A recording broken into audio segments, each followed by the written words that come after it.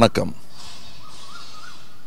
நெருப்பை சுற்றி உட்கார்ந்து கொண்டு கதை சொன்ன காலத்திலிருந்து தெருக்கூத்தாகி, நாடகமாகி, அது திரையரங்கமாகி, தொலைக்காட்சியாகி, இன்று வேறு பல ஊடகங்களாக கைபேசியில் படம் பார்க்கும் அளவுக்கு மாறிக்கொண்டு வருகிறது நாங்களும் ஈடுபட்டிருக்கும் இந்த தொழில். இன்று அதன் கிளையாக வீட்டில் படம் காட்டும் இந்த புதிய முயற்சி தொடங்கி இருக்கிறது. எல்லா ஊடகங்களும் பக்தி மார்க்கம் உட்பட இந்த தொழில்நுட்ப மாறுதல்களுக்கு ஆள்பட்டே ஆக வேண்டும். அப்படி ஒரு மாற்றம்தான் இது என்பது என்னுடைய கருத்து. அதில் நம்பிக்கை இல்லாதனாலும் அதை ஒரு உதாரணமாக சொல்ல கடமைப்பட்டிருக்கிறேன். அதாவது இந்த மாதிரியெல்லாம் வீட்டில் சினிமா காட்டுவதனால் திரையரங்கம் மொத்தமாக அற்றுப்போய்விடும் என்னும் ஒரு கூற்றை மறுதளிப்பவன், அது மெய்யில்லை என்று தெளிவாக நம்புபவன் நான்.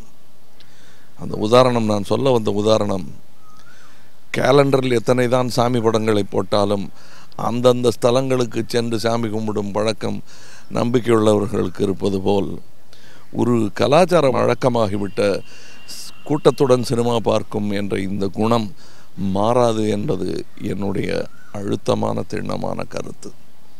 எத்தனை வசதிகள் செய்து கொடுத்தாலும் மாலையில் காற்று வாங்க கடற்கரைக்கு செல்வது போல் இங்கேயும் வந்து நிற்கும் அலைமோதும் கூட்டம். இது சௌகரியம் கருதி வீட்டோடு பார்க்கும் ஒரு வசதி. ஆக திரையரங்குகள் வீட்டரங்குகளை எதிரியாகவோ அல்லது வீட்டரங்கங்கள் திரையரங்கத்தை எதிரியாகவோ பாவிக்க வேண்டிய தேவையில்லை. ஒரு வங்கியின் கிளை, பெரு வங்கியின் கிளையாக இவைகளை ஏற்றுக்கொள்ள வேண்டும் என்பதுதான் என்னுடைய தாழ்மையான கருத்து. முதலில் சேட்டலைட் தொலைக்காட்சி வந்த பொழுது இது கண்டிப்பாக நிரந்தரமாகும் ஒரு சாளரம், இதை பயன்படுத்தி கொள்ள வேண்டும் என்று சொன்னதற்காக நம்முடைய வர்த்தக சபையிலிருந்து என்னை மன்னிப்பு கேட்க சொன்னார்கள். கர்வம் காரணமாக அல்ல, நியாயம் காரணமாக நான் மன்னிப்பு கேட்க மறுத்து விட்டேன். இன்றும் அதே நிலை நிலவுகிறது. இது மன்னிப்பு கேட்க வேண்டிய அல்லது மன்னிப்பு கேட்க வைக்க வேண்டிய விஷயமே இல்லை. இந்த தொழில்நுட்பம் சேரன் அவர்கள் கொண்டு வந்து சேர்க்காவிட்டாலும் வேறு யாராவது சமசிந்தனை உள்ளவர்கள் இதை செய்வார்கள்.